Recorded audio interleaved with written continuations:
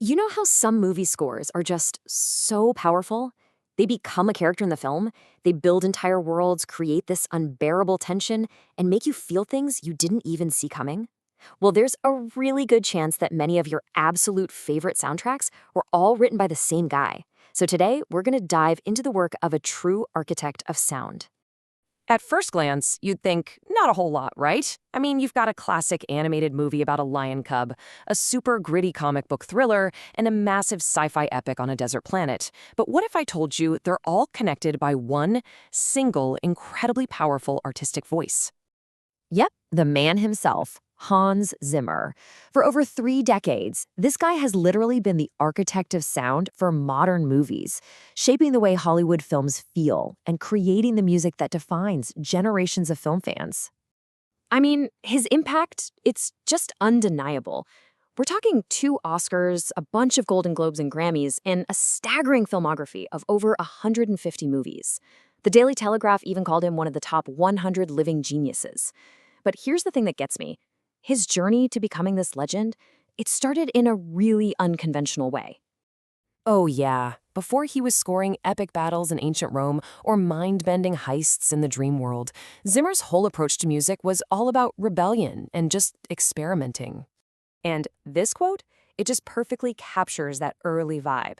You gotta picture this. His mom, a musician, was probably horrified, but his dad, an inventor, thought it was awesome. He was basically encouraging him to modify their piano, even attaching chainsaws to it.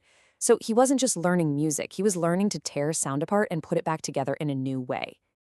And get this, it gets even weirder. This just shows you how wild his path was.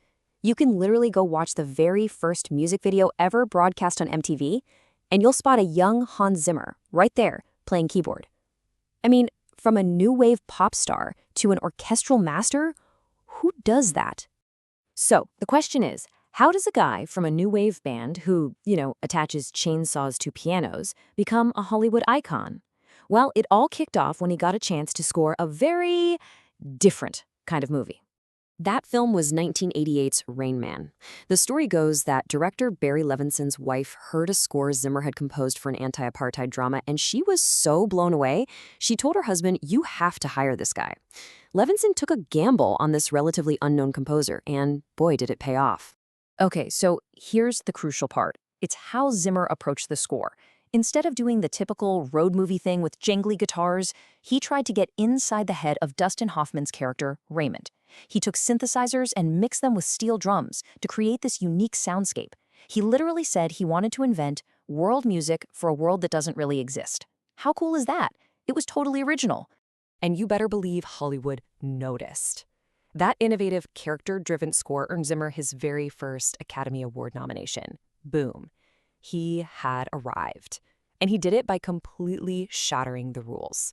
This was just the very beginning of him becoming the sound of the modern blockbuster.